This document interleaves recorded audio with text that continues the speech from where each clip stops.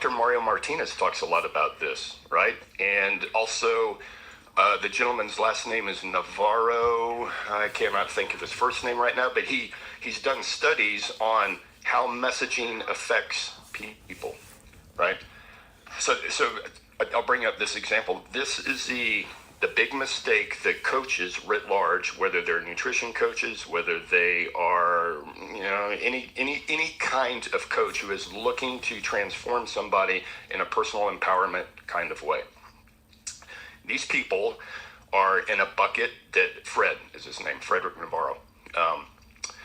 He is, I don't know if he's still with the University of California system or not. Anyway, super guy, very, very intelligent. That type of person who will make a change based on information and evidence alone, which is largely nutrition coaches out there right now, right? The information was put in front of them. They said, wow, yeah, I see. I see how carbohydrates can muck up my metabolism. Ergo, I'm going to cut way down, if not every bit of carbohydrate. I'm going to drastically reduce my carbohydrate intake. Bam, and they are done. Said and done, boom, big transformation in their lives. They drop weight, they feel great, yada, yada, yada, they go on. That group of people who will make a change based on evidence like that is the smallest subset of individuals there are across all subsets. Yes. The smallest. And those people will then go out and attempt to coach other people in that same methodology. Let me browbeat you with the evidence. And it is an abysmal failure. Yes. For 90% of the population who is not otherwise wired. You have to find another lever. Oh, that manifests in the diet world as well, as you well know, when you have all these like fitness models that say, oh, come eat blankety blank diet and you'll look like me. No, we won't. We don't have that gene structure. You don't have my history of insulin resistance or other metabolic issues. Totally. It's such bullshit. This is, look, there was a lot of reasons why I was a very successful strength and conditioning coach. But I can tell you, my knowledge of strength and conditioning was not the reason. It absolutely was not. There were tons of people out there, and there are tons of people out there who are way more intelligent than I am when it comes to programming strength and conditioning.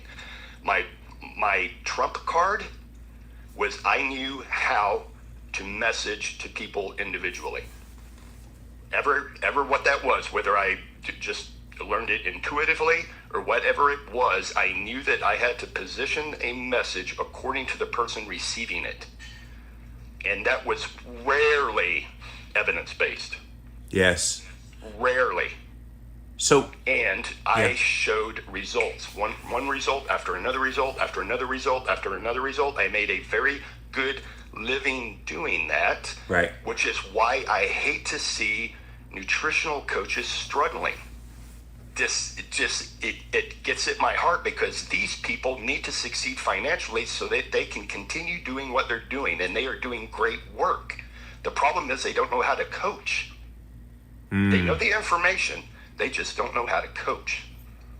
So Keith, we're talking a lot about like you identifying in someone else that they're playing this victimhood card. How does an individual recognize it? I mean, if you're a victim and maybe you don't even know it, or subliminally you're using it to your advantage, like we were talking about at the beginning, how do you as an individual recognize whether you're playing the victimhood card or not?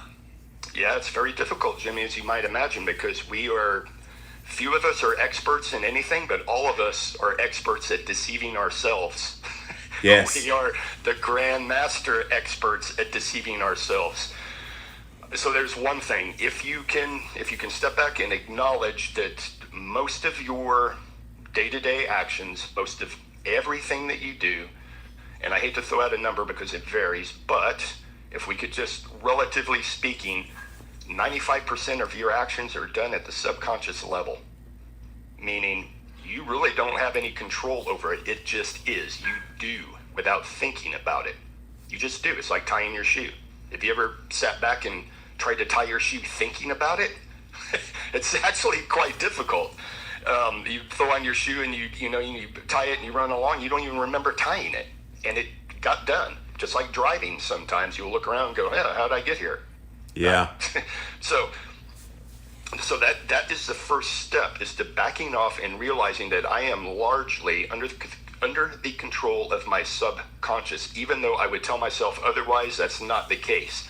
I can tell you it is the case. It is the case. About 5% of your actions, you're actually present, which is huge. Ask somebody if they've ever been present, even this morning, where they felt each and every breath going out of their lungs, where they felt the air on their skin, they felt the temperature, they saw everything all of that. That's presence. You are rarely in flow, and that is flow, by the way, as well. Flow and presence is a small sliver of your daily pie of time. Wow. Small sliver. So you are operating out of your subconscious 95+%, and I'm being generous saying 95%. Some closer to 100. Like 99.99. Yes. You know? Yes. Some closer to 100. The last year has taught us most closer to 100. Right. So how do you operate out of your subconscious? You operate by the stories either you have been told and were accepted by you, mostly in the youth from 0 to 7, because we are programmed to be sponges at that time. That's our nature as human beings. We had to be able to be programmable and be a contributing member to the tribe very early on and not be a burden to the tribe. So we had to fast track. We had to pick up the norms of that culture, and the only way to be able to do that is to be just essentially in trance, and you are just absorbing everything. Well, that's fabulous. And it's a double-sided sword because it's also crippling. So you don't have the wherewithal to be able to discern, this is a good story I want to keep, that is a bad story I don't want, nope, erase that one. You don't have that wherewithal. You just take in everything, absorb it. If you're lucky, later in life, you can then go back and do the work and go, you know what, that's a story that I find is bullshit. Yeah. It's complete bullshit. It's hampering me, and I'm ready to change it. And there's a laundry list of ways to go about changing that story, but step number one is for you to identify that, yes, I am programmable, and we are all still programmable right now. Don't think that we're not. We are, ergo propaganda.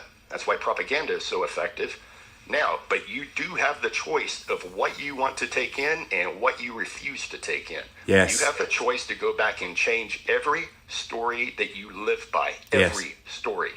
And it can be done. I'm an example of that. It absolutely can be done. And I was one of those people that was like, what are you talking about? I operate out of my subconscious. I'm Mr. Flow. I am conscious every single moment. And, I was shown otherwise. So, yeah, that's probably a very long-winded That's okay. answer, and probably did not answer you. No. It was good. I was watching on IGTV the other day. They were showing some psychological exam where they brought someone into a room. She was all by herself, sitting in this waiting room. Well, then they had other people come in the room, and they were actors, of course, and that person didn't know it. And every time there was this beeping sound, the people would stand up. Yes. And then sit back down, and then more people would come in, and the beeping sound, everybody would stand up. And then eventually the person that was in there originally that was not standing up started standing up simply to conform with the group. And it's that you think, no, you wouldn't do that. But invariably, almost all of us would do that. Yeah, if you are not aware of how this game is played, you are likely to fall victim to it. And that is huge. Now, take the beeping and standing, trade that for masks. Okay? Yeah, if we want that's to go true. if we want to go down that rabbit hole. Now, if you think masks are effective and yada, yada, yada, more power to you. Mask up, double mask, triple, whatever. It's a free country. But don't tell me to conform and mask up. Yeah. Now we have an issue. We've got a big issue. Yeah. A lot of people. I know the way the game is played. I know how propaganda is played. I know mind control. I know all of that. I was in the military. I went through evasion tactics. All of this, I can see it. It's right out of the playbook.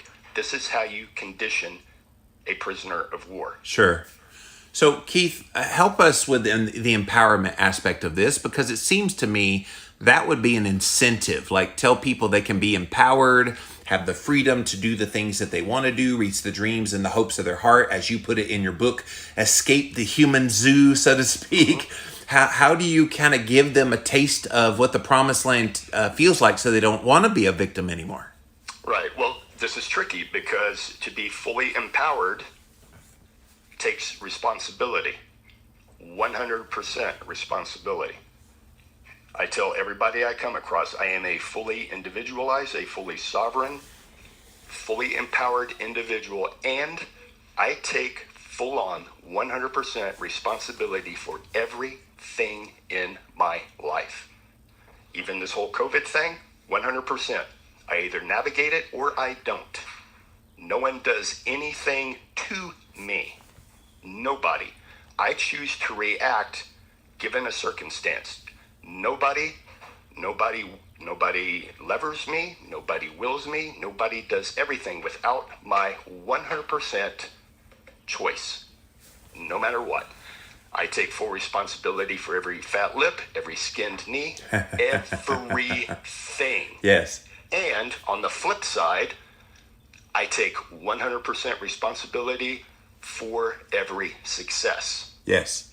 Now, can someone say, I take 100% responsibility for every failure, every fat lip, every skinned knee, every... Surprisingly, Jimmy, when you ask people and you get down to nut cutting, very few are willing to make that trade. Why? Because victimhood is safety. Somebody else is looking after me, ergo, if something goes wrong, it's not my fault, it's theirs. Scapegoat. That, Jimmy, is the entire source and the entire trap of victimhood. That's it right there in a nutshell. I get to put my problems, my failures, all of the bad, nasty things that happen to my life off on the government, off on whatever entity, off on somebody else. It's not my responsibility. It happened to me. Yes. Broken relationship, yes. Bad parents, blah, blah, blah. Yes. That is a trap. That is the victimhood trap. You're trading safety for responsibility. Wow. And that's a hard question to... That's very, very difficult. When I first started diving into this, yes, because I would deny up and down that I was a victim. Oh, no. I was a financial victim everywhere, right? Maybe I had everything else in my life was just dialed in. I had full-on responsibility. But it was Wall Street. It was the man. It was the elitist. It was that. That's why I was struggling financially. When I finally came to grips with that, no, bro, you're struggling financially because you choose to struggle financially. Yes. That is on you. Not the man, not the system, not Wall Street, not any of that, on you. And I had to sit down with myself and came to terms with that, finally accepted it. Yes, all the stories, all the bullshit that I accepted when I was young about being blue collar, working class, yada, yada, all that bullshit. Yeah. I disavowed it immediately. Yes. Dug into it, took full on responsibility, disavowed that, took the good of the working class, blue collar, work ethic. Nobody will outwork me. Nobody. And that doesn't mean that I have to live on blue collar wages. Yes.